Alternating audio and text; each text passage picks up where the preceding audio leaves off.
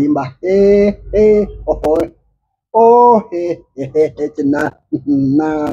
na wolo ontaka tambuliranga kinana na wolo life ina yo muntu amaga ali serious mani nkuweyo mu mpa tonkuba kama mwogere wali mu kamera nga balaba tonkuba kama mwogere mu kamera nga balaba anti bokuba kama ngenda nze ono naye alemedde agamba mpe ebirala era nsabye payers nya zimpe era bwe nyuma ngeri musinde nangandi kale mpe ndala kati nabyo ndabibwa abyocha ate ngambi kati baddamu n'abyocha omwami ngenda mujjayo nze mulete mu nyumba wange wengo omutunzi osabirira ki babyoche nsaba baddemu babyoche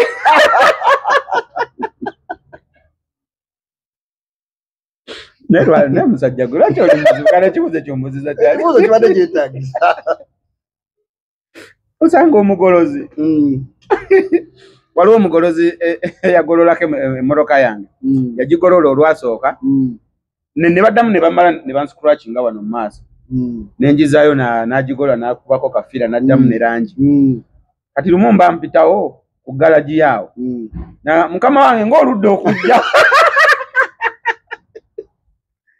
yega amazima n'omubajji wa coffin waberanga omubazi wa coffin bw'abaala batezitambula emwana ennaku zino abantu tebakyafa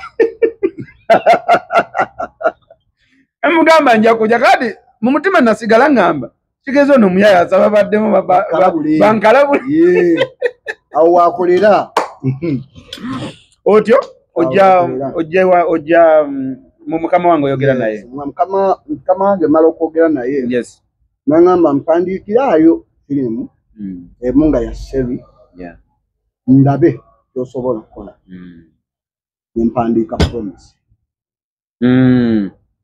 nempandiika promise yes nekwata promise najagala era bwe yajagala yangamba yes you can nekola ngamba yes you can promise yakola awo nampita nanga kati sembera wano tukole ne wampandikira kapaati apandikira kapaati nenkafunamu n'ebirabo ye n'otabifuna naye bakubuuze nze wampaayo bimeka ewali obuzibu awo temutujjukira ebiseera ebyo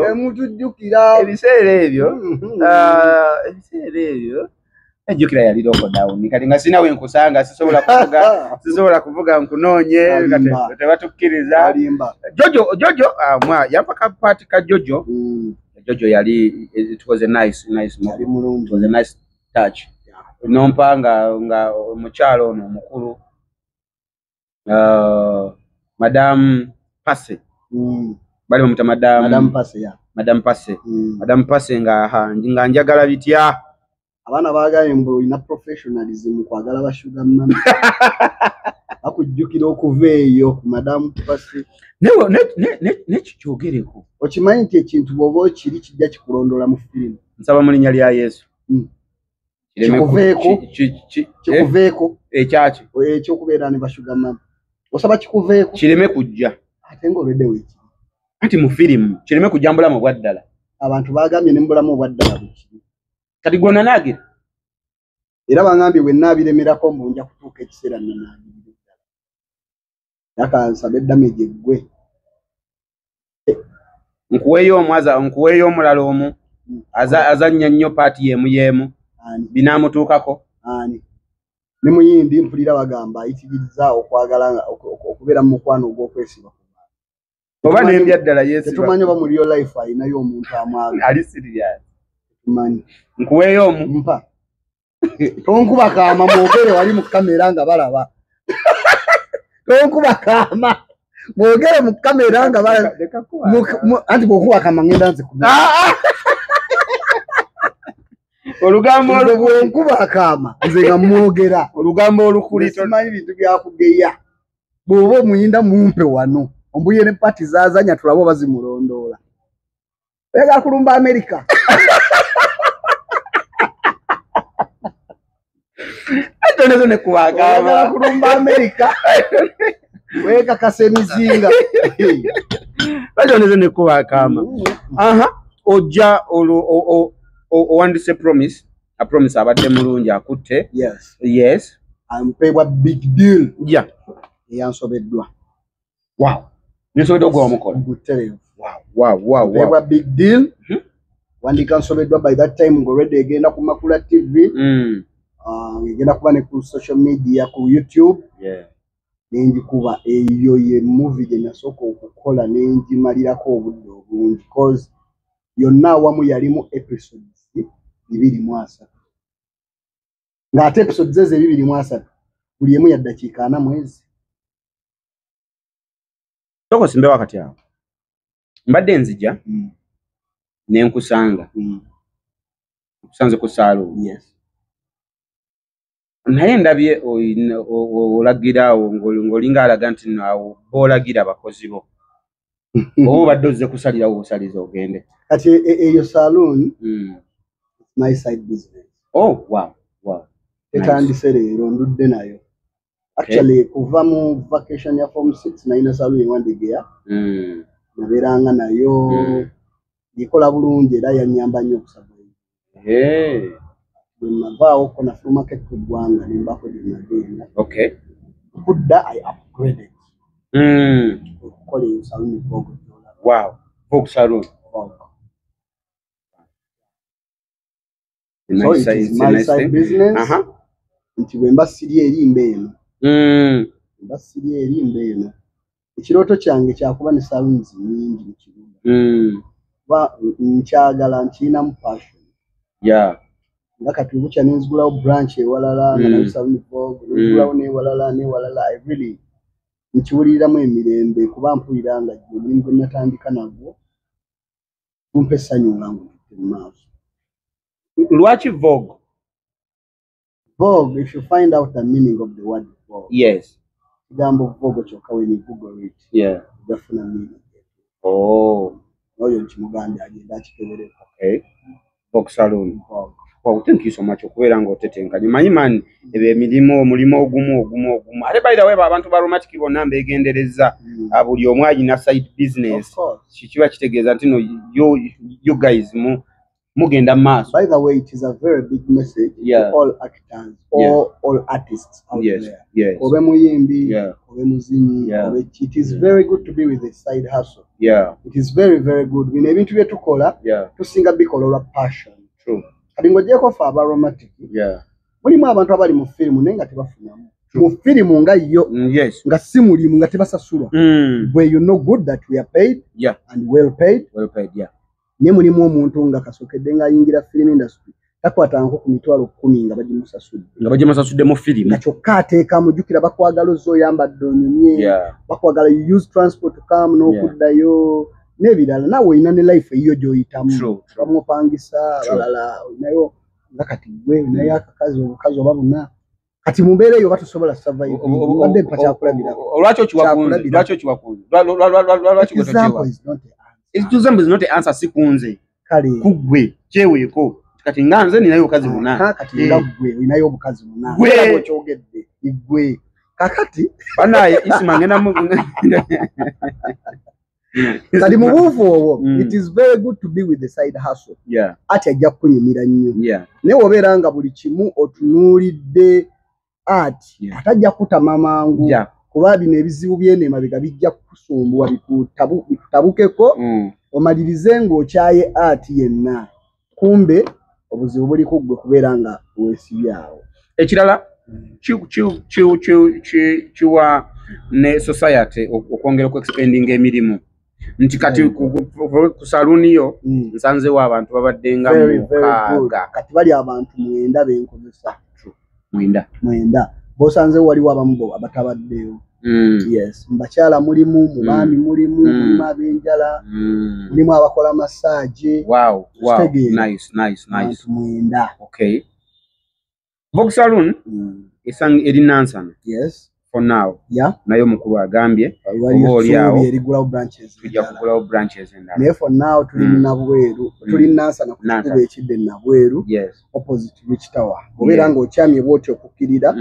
Wano waliwo kalina gye bayita Rich Tower. Then side yawo wali Saloon Vogue. Era endagiriro ng'eraba ogenda okuziraba maaso. It is very nice. Their services are very good. Nze tondaba bwe nnyumye.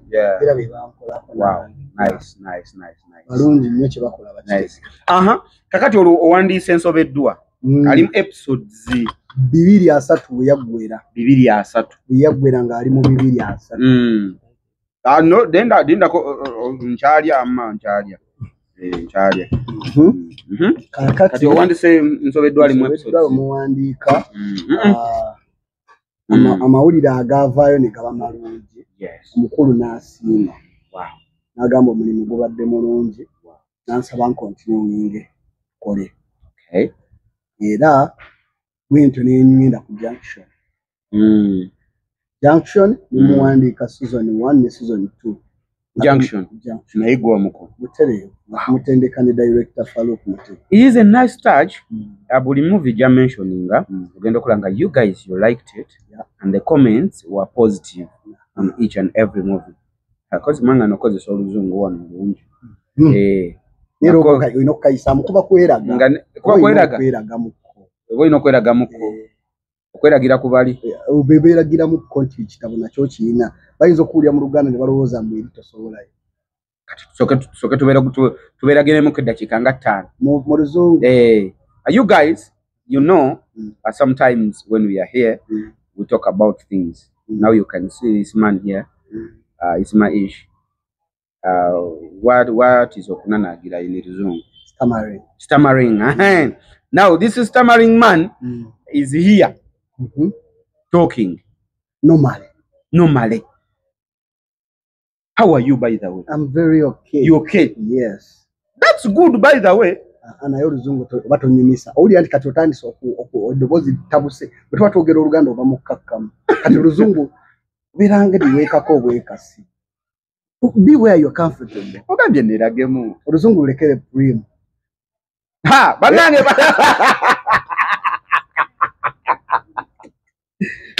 prim.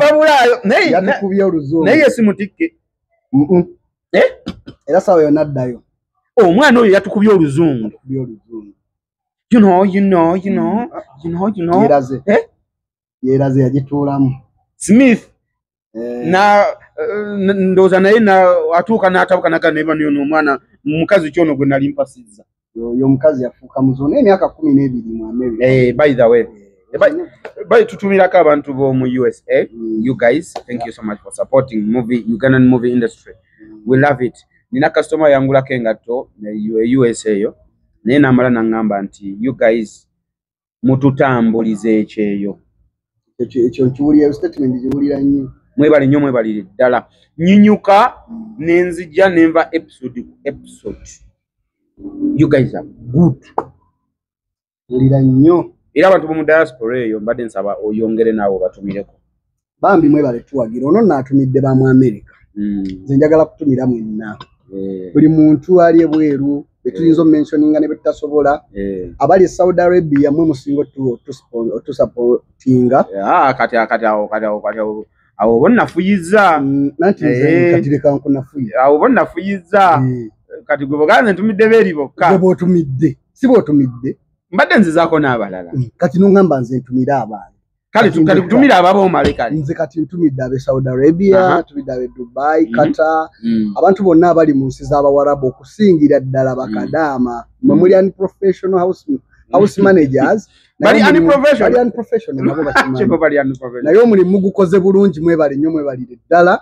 Mwebale obuwagizi mwebalire ddala kuba at least naffe mwemuloza tubabeezaawo naye ate naffe mutubeezaawo. Buli woviewinga firimu zaffe obeera otadde ettafaali ki movie industry ya Uganda ate ne kwa aromatic in particular singira ddala. So thank you so much abali mu Europe abali mu season ez'enjawulo naye nga mukyagala okulaba ebifa ewaka fwe tuli okubibatuusaako. Kale kati ono yeeraze n'atumira abeeri ebweru w'eggwanga amanze kati kantumire wano abawa na Uganda.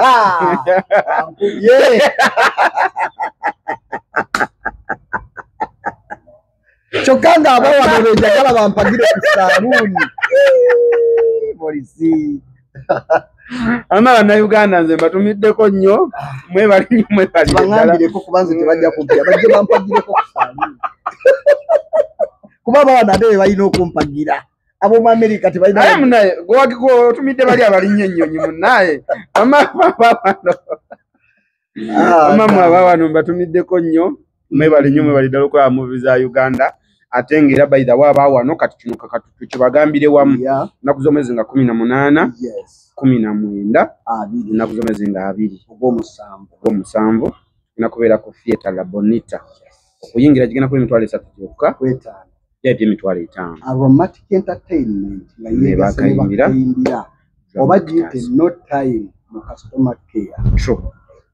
Ekibuga Kampala kiguddemu ensasage basaba Aromatic bakutuusako omuzannyo no time customer care mwezike ku Theatre La Bonita live on stage batandika Friday 18 July Saturday 19 July paka Sunday nga 2 July bakayimbira drama actors bali wamu ne Aromatic Entertainment Florence Nampija Jean Nakachwa Andrew Benon Chibuka Charles James Senkubuge Ahmad Lubowa Samula Beatrice Aisha Chomuhanji Mulimira Sulaiti Uncle Sam Justin Nantume Conrad Peter Iga Poro Nezira Tabisa Kisemakura. Oh, it's gonna be massive. Shillings mtwale 3, VIP mtwale 5. Booking atikatinga buchari. Theatre La Bonita genda kufuka Gaza. Amajega Aromatic kasi sinkanye Nigeria bakayimbira. Biwagidwa. Bukede one. Dabba massive. True.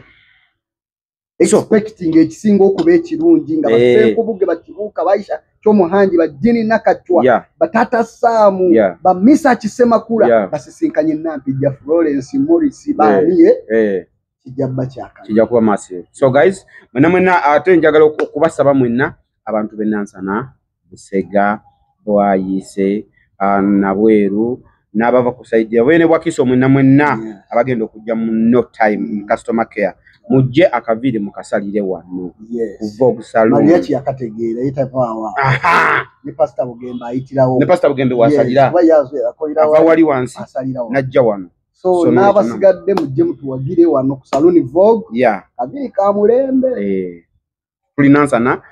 tulinansana wano ogambye ku Rich Tower otunula ku Rich Tower nabweru awo opposite awo jalaba akapanda kaliko Salon Vogue wansawe tuli mba mujja ababo bo yagadde basobanura tukubire namba y'essimu nga tebanda bakujja namba y'essimu bagimanyira ku erinnyo naye nga basobola okukozesa eno yennyini 0759 406963 okuba kweyo bootuuse n'ofuna services ngenda nagiwandikawo wansi namba gy'ogenda okuba ng'olaba waawo wansi ye namba gy'oba okuwako ya Vogue Salon ojja kuba owagidde omukama waffe ono omukulu Ismaish oba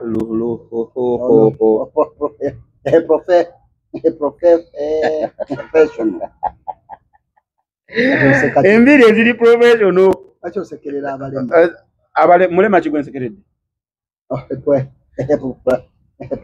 nakugambye nange nti mu primaries bwe nali nnyo sometime bwe ntyo n'okinsibako nungana nakati mwekiri wama mentioning ayo filimu yonna ginalinza nnyo nga nanaagira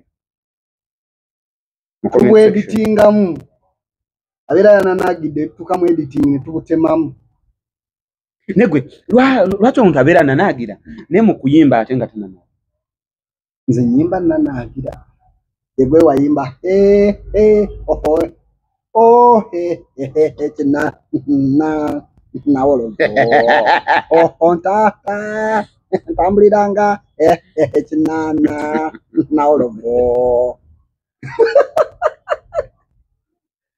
lwaki oba ku nnyimba z'abanno abalema tebayimbe abalema bo tebayimbe bayimbe otyo owandiise Promise owandiise Nsobeddwa yes mpandise Junction season 1 and 2 season 1 and 2 yes then nenzija ku Neighbor ye Neighbor amuwandika season 2 season 1 salinze awo yakwasaganibwa omukulu Ahmed Lubowa yes director Kasala yes season 2 ndio kamukwatamu muvuga paka we yakoma banaye yagwa abantu bamubanja balowooza taggwanga ebinyuma bigwa byokya bananga abantu babanjiza Neighbor ebiwoma bigwa byokya yagwa ne sokolindeko lwaki olugero olwo luba lutegeeza ki ebiwoma bigwa byokya ebiwoma bigwa byokya bwe bakuwa emmere ng'ewooma speed gy'ogiriirako togirinda kuwola Newe batewo omulya tewefiira yetuka n'owola ebeeraawo n'ennyogoga nga tulinaimalawo kati ebiwoomo bijja speed kyekyo ebiwoomo bigwa byokya ate kati we wajjira ne luno olugero olugamba anaazina takumba anaazina takumba lujjirawo anaazina takumba erujjirawo ozala wangalo ng'engero zange engero zo zirimu ebituli anaazina takumba babeeranga we banaga nti oba onookola ekintu kikolerewo era ne lukijjayo negundi nti linda kiggweyo fumita mukira obeerawo n'olinda ogenda okufumita naye linda kiggweyo baali bategeeza ki baali balinda ki baali bategeeza ki abayizzi nga bagamba abalinde kiggweyo ekiki anti baali bagamba nti abayizzi nti bwe baba mu nsiko gwe nga gw'oli ku lutuula tolina kulinda nsolo eyo ejja tolina girinde gwe eba yakajja bwekiggweyo ekisolo ye ansa linda kiggweyo ekisolo bw'oba wakiraba nga kyakavaayo fumita bw'olinda kiggweyo ojja fumita mukira kiba kigenzi kitegedde ekyo so nempandiika ani customer neighbor season 2 yokka season 2 season 1 yali ya mukama wange yalikwatagamu ne papa Kasaga Ssentongo Jamiru ataawo kati kazeeta kakati sokolindeko nga tetunajja ku damage engero zino gwe ng'omuwandiisi ebintu bye muwandiika bino muba biba gyebiri oba gweotuula butuuzi wansi n'okola ekintu kyo n'ogamba nti no kammale gawandiika oba oli awo kinaakwata abantu oba wali okirabyeko kakati muwandiisi omulungi yenna akola research omuwandiisi omutuufu aba alina okuba informed aba alina okuba nga alivinga mu society omuli abantu ab'enjawulo ezimu tuwulira ebizibu ebituuka ku bantu netubiwandiikako ebimu tubirowoozaako oyinza otutula wansi n'ogamba watiifu ng'embeera ezze bweti kati yinza okuwa example ku muzannyo neiba nakuba akafaananyi amba watya ng'omusajja atasazangako bukedde enkya n'awasa omukazi mufumbo naye ng'ate takola ki takola obufumbo buyinza kufaanana butya awo we najja idea ekologero njagala kulaba how it can run nze nembuwa life this is how it can run obufumbo obwo buyinza kuba bwe buti imagination tutambulira mu imaginations zaffe nga tugezaako naye munnange ekyewunyisa okimanyi tugenda okugenda deep in stories ebintu byaliyo ati nawulirako omuntu ng'agamba eyo mukazi omusajja tasaza oli alina olugero lwamanyi ng'omusajja bw'atyo yawasa alina omukazi nga yawasa alina omukazi yes nga gyali kwegamba ebintu ffe bye tukola wano era ne mu comment section babadde ng'abamu bajja naye kale kino ekintu nali nkirabyeyo kale naye nga mu butuufu ge mubadde owandiika obadde tokirowooza nti obadde just oyimagininga nti watya nga kibaddewo genda okukiwandiikako nga bakola kyali kibaddewo so tukola ebintu ebiri relatable omuntu byasobola okubeera ng'alaba mu bulamu bwa bulijjo naye ng'ekisinga obukulu tuba tunoonyamu okusomesa singa embeera eno ebeerezze suubira bino kati gwe omusajja ng'olina omukazi naye ng'ate tosaza suubira nti waliyo abajja okuyamba ku mukazi kuba ye tajja bbeera awagumiikirize ne kati omukazi oyo lwaki abatanviira n'agenda anti wayinza ekyamazima kati gwe story ya Paul tagimanyi gw'olaba ewa Walter waviika Paul ewaabwe banaku tebalina kye balina kati ali wano awali buli kimu omusajja amukoledde hardware obulamu butambulira amugulidde emmotoka yeevuga amuwa buli kimu okakasanga aba alina reason emugjawo anti bako byobbyeko genda omuntu akukuta anti kakati Morris kasokedde ng'otandika kukola wali okoye ku ssente n'ogaa nti kati zino zenfunye zimala sikowanga ku ssente naye kati ekyo kijjanga bwolaba obubbi nti oli n'omulaba nga abbye biliyoni 2 n'abba biliyoni 4 kati zino ze bilioni mukaaga bilioni mukaaga zino zuba zisobola okukolera ekintu oba business ebe okola ki ate ne bamukwata nga bye milioni 5 kati ne webuza zino bilioni mukaaga lwaki teyazikozesa bulungi natandika business ezireta sente oba ndowooza nti tubba oba abantu balaba ngo bulamu butambulira awo ate munaye sometimes abantu abamu balaba oli ayinza n'otuuka n'ayagala ova mu kintu naye ng'ate abamuli ku lusegere tebamukkiriza osobola obba ng'obba n'abalala ati bobba nabo nga bakugamba ssebo bw'ovaamu ogenda ku lutonda tulina okusigala mu kalimu kano oluusi ng'abamu balya kuggwa kati oveemu bo balyewa kati n'omaliza ng'olina kibeeramu oluusi nga gwe wakkutana dda kati ye paal nti ab'eŋŋanda bamulyako basisita be bataata bani era nabo baba bamugamba togeza n'ovaayo otuleetera bizibu ffe tulyewa omusajja atulabiridde wano atukoledde kiri atukoledde kiri mbw'ovaayo nti abagenda kwenda abagenda kwenda anti era ne bw'atayenda era ono nannyinimu talina kyafunamu kuba ye kyotali okirekera banno ne bati naye yakkiriza kibalekera ate takkiriza naye kati ffe tumukolere ki kati nno ye akiri ani amuganya awo oba oyogedde bubi tewali amuganyi oyogedde bubi kati aleka abalala that is life koko vinga yimba akayimba yes n'agamba nti nzigire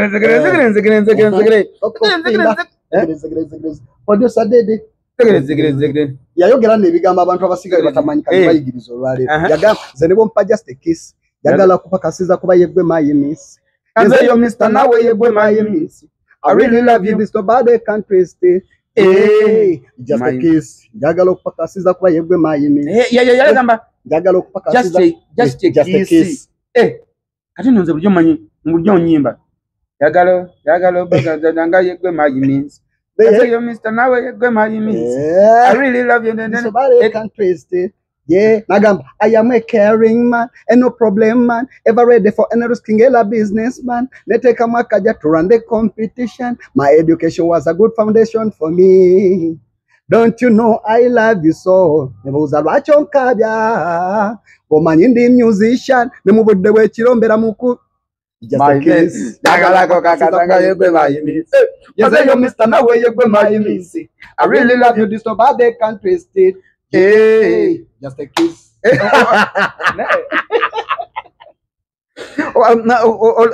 Ziri line ziri nti yegwe my miss. Nobody can twist it. Nobody can twist it. Tewali inza chichusa. Tewali asobola chichusa. I really love you. I really love you. This nobody can twist it. Hey, just a kiss. Jagala kupakasiza kuba yeggwe my miss. I really Mr. Nawe yeggwe my miss. I really love you. This nobody can twist it. Yeah. Walina wagamba tawada. I am a caring man, and no problem man, ever ready for any risking a businessman. They take a makaja to run the competition. My education was a good foundation for me. My education was a good foundation for me. Don't you know I love you so? Don't you know we love you so? Jamila ya tulira talent yange. Jamila, watu watulia talenti y'omwana. Kulira lyrics. Okitegera. Kulira lyrics. Kati waliwo endala. A bad ghetto president. 6 years down the road, still nobody bad like ghetto president. A Bobby Wine more dangerous than AIDS and Ebola combined. Put it up.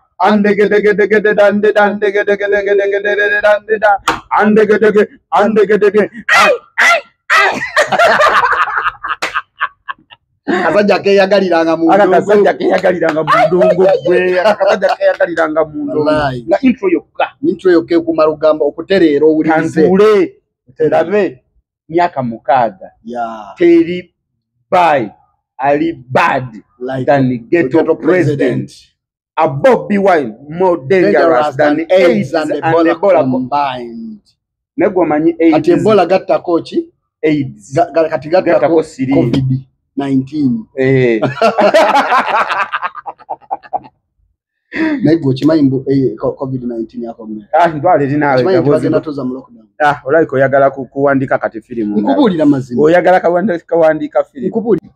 Tuchali kumaro Jordan's media. My name is Mauro Jordan's West straight out to Aromatic Entertainment. Thank you so much. I love you if you love me, and I hate you if you do so. Me, I don't hate you even if you hate me. You don't hate love you. You hate you love people who hate you. I love my haters. Why do you love your haters? They boost me. They bampika okukola ennyo okuba challenginga. Era we batabaawo sinyumirwa bulamu. Mba njagala babeyo bagambe tajja sobola. Mba challenging embikole kibalume. Era nze bannayisagala hater n'omwafa. Ebyadda. Akasajja kaagamba. Kalutalo nti bakute babongote. Bawe mmere bakute babongote. Kazi kizo omuliro gwali gukoledde ku social media nga bakasabula katukube ngome tuzikira katwere omwagala katwere simwagala saagala bacha atogambye baheta baga kachafu nnyako kawunya katwere awunya kawunya tekanaaba tosikagala ne Ingrid njagala abewanda benga ngoshanana Nsinga kibachi kyasuza mu ndu y'abakadde. Toyogera ate bya kisiro naawe. Ate kibachi kyasuza mu ndu y'abakadde. Gwe tewawulidde na tewalabye nga ne Sanchez bwe yavudde ha. Nemaze kukuta. Bakanansa yabadde amusse.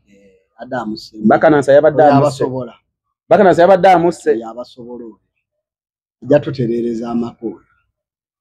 Enju ya kalibobbo muyina bakanansa muyina bakanansa oya abasobola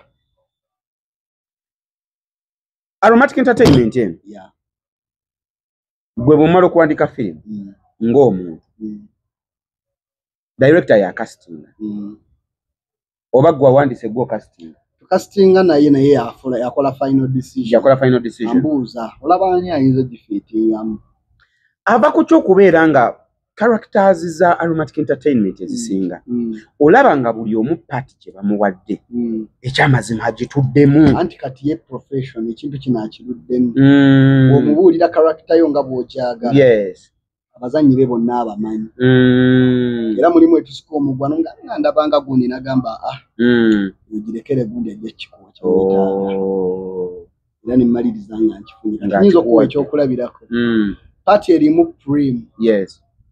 Nali simuwulira. Era naye nakimugamba.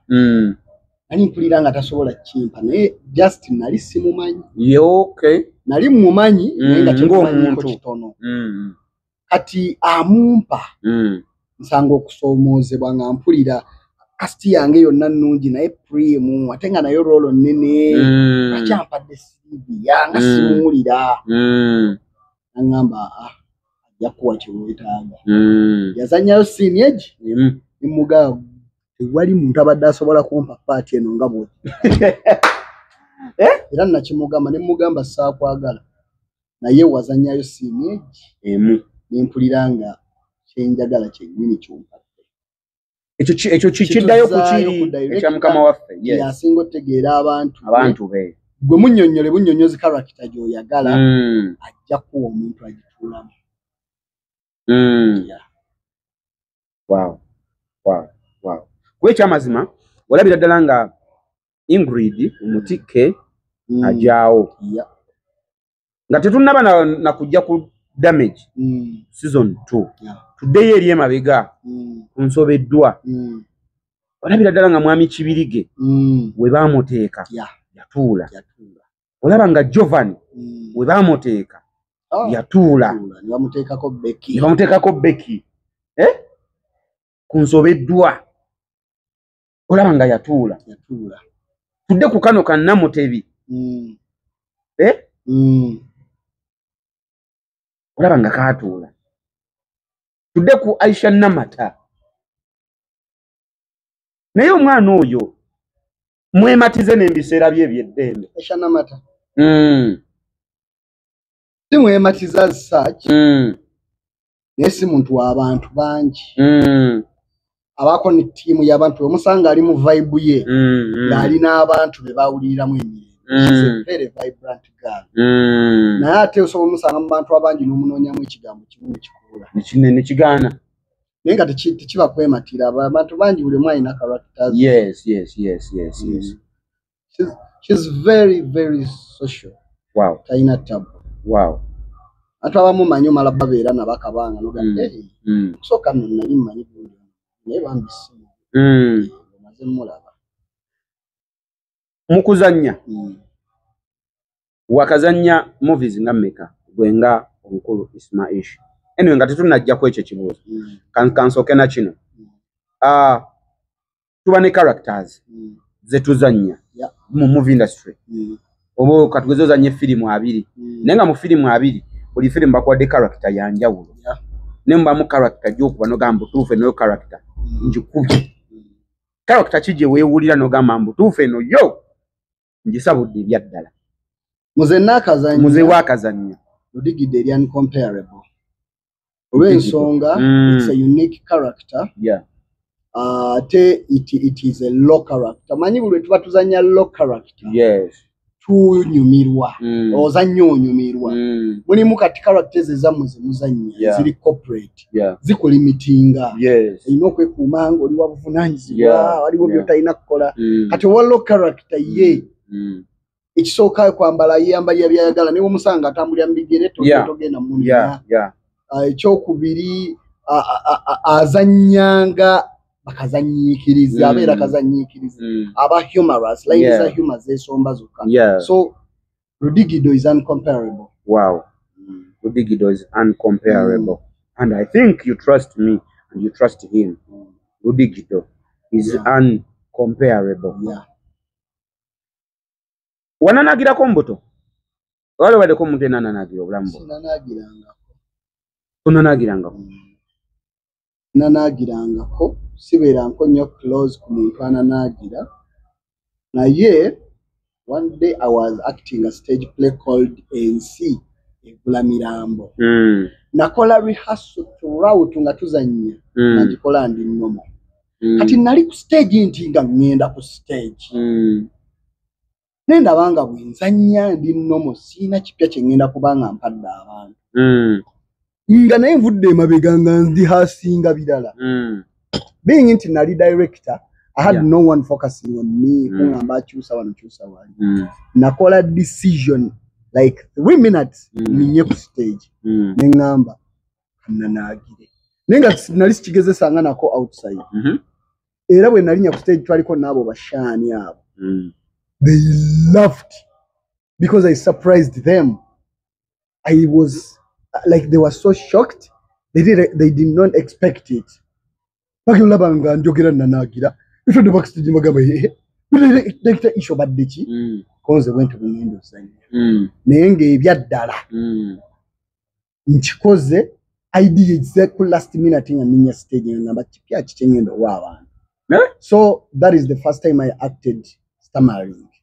I was in the theater, Royal Theatre Mugenzi Katolo Wama, muzanyi bali bagwitensi Egulamirambo. Kakati bwe nali nzija kulunu director angambi kati ngatuna bakujja kulunu characters zino nanagira kuzanyanga mulema kuzanya kyotali gwenga gwe mosso ezeziri so challenging. Do you guys in the movie industry or Ugandan movie industry or more aromatic do you guys get like training for them? Yes. Kirina kufuna training. Okay. Wakati eriyo omuntu nga talent ye temala manyi talent ezifaanagana. Kati gwe wananagira nako nakati okyalimu ku 5%. Naye kati ate ne bagamba mbuzanya nga onanagira tekiyinza okuchallenge. Okitegeera. But when it goes through training, okitegeera ekyo bakiyita character development in art. Okay. We develop you into something that you are not in real life. Okay. This is what we want you to be. Not practicing nga bwobuuza director ndi ntya wano ntikatujjirira noyongera nokola directing nakuleka nawe newe wamu obudde newe traininga paka wokomawo nakugamba yes you are now there. So Chifuna training. Chongacho. Yes. Anybody nebuza you guys how do you make it? No banga tona nagira neno nagira ngoli alabira dambu tufu njona nagira. It is through training. Okay, kati wado chanyinyonyola wali ati bwetuva bwentuko okujja okuzanya director casting damage. Amazoji casting agundi agenda zanya buna agenda zanya namanga ngamba naye gogenda kuzanya. Nisuka mga directors sigenda zanya. Nda ku directing abo directings nagamba kale ne tu discussing byonna biwe. Okay, kakati oze katwero ono lwacha kusumbuwa nnyo twere tuli banjawulo in real life. Nti munafu taagala kukola ndi mukozi nnyo mukyafu mugayavu ndi serious with life. He takes life easy kitwala serious. Kati abantu we batyo basinkanye baba tebasaana kubeera mu bage mu nsawe mbo bateeka mu kisero ky'ekimu baba ino kubagana. Naira lwaki Naira bweyajja n'akutokota manyi si kyangu nno abakazi abo beewaayo kuba kusiba mutima. Ne Mariam Ndagala noyimba yayimba gendo abakazi talaba oba ne bolaba kuli obwongo toyogera omulabira sebo jeke wange omutima gwange teguterera bwe mbasimulabyeko wabula tomugamba tinalina mwegwanyiza dda bambi tomugamba nti nno yanziba omwoyo kati olaba nti ne Mariam Ndagire yali agezaako kujjayo kiri nti omusajja amwagala nnyo naye ate bambi bwatuma atamugamba tomugamba nti mwagala nti nze naye nga atawulira ayagala ayiseewo information oyo owulira agiyisa na mu luyimba ng'olaba haidinga nnyo ati omusajja okumwe naye Naira mukazi wattu ye n'asala pini najja n'akugamba Naira n'omulaba bbule kati sookera ddala kya brave nnyo kya buvumu nnyo okusituka n'alumba omusajja n'amugamba ebyaddala blood onkolera ekyo kitwala omukazi okuba brave nnyo naye kitwala omusajja omusirusiru akkiriza buli amugambako kuba omusajja ategeera aba alina okuba nga amanyi kyayagala. Kati bwe kibanga ekize gy'oli si kyoyagala tojja kukkiriza olw'okuba omusaasira mukazi wattu yeesitudde bino bye wakola Ingrid olw'okuba zakkaabidde n'okukkiriza. Sigambye mbu ggwe oli musirusiru kyakaaba nnyo nakyo kati ggwe olina ekisa singa wali mukazi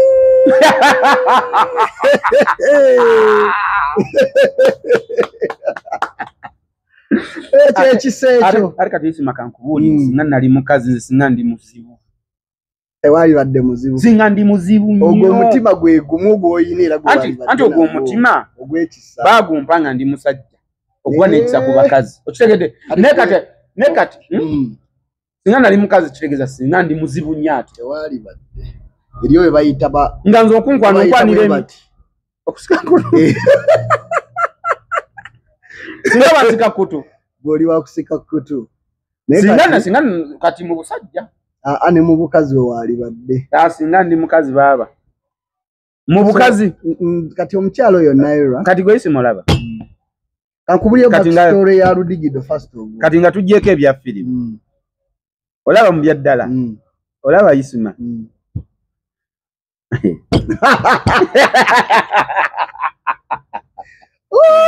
eyo statement etegeeza kinene okitegedde ekomyawo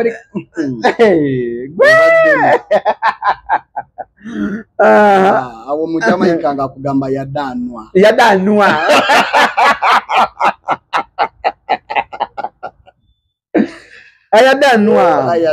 ayadanwa kamitayo games mbadde nkugamba backstory y'omusajja gwe bayita Rudigido ayina girlfriend we yadde temunnamulabako alina girlfriend w'omu mu bulamu bw'afuba okwekuumira era yeetakkiriziganya na bintu byakwagala ono n'oli alina mukazi we gwe bamuyita Nantumbwe.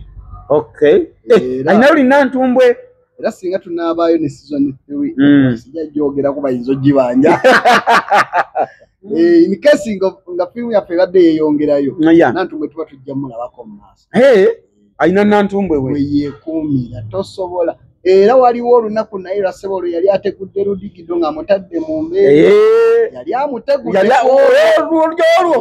naye wali oteguse Ludigido si musajja gwa kumala gagenda walala akkiririza nnyo mu kwagala omuntu omu kadde ayita mu kusoomozebwa okw'enjawulo naye aguma okulaba nga yeekuumira omuntu. Yes, that is him. All right. Thank you so much, guys, for watching the channel. My name is Maurice Jelans Kawesa. Tuchali ku Maurice Jelans Media, Masaka's finest. Yeah, Maurice Jelans Kawesa. And bampita no Masaka's finest. Ngaba kutimbi ebitiibwa. Masaka munene ali mbasita. Ba Eddie Kenzo bonna. Ba Moniji. Ba Walukaga. Ba Paulo Kafero bonna bali abagenzi. Kati olaba balonda yonze. Ne bampe cha finest yali gundi basudde omanyi wama yali basudde tojja kubbaate baffe goli wekyagwe twala bagashumba bamwe kazi gasumba waffe dia mbaga makeke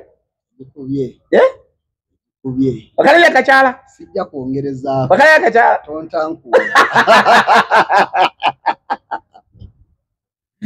bakalya kakyala kalabye kali bino amangu ago byabaddemu era naye waba yonna shira yalirwala obwosi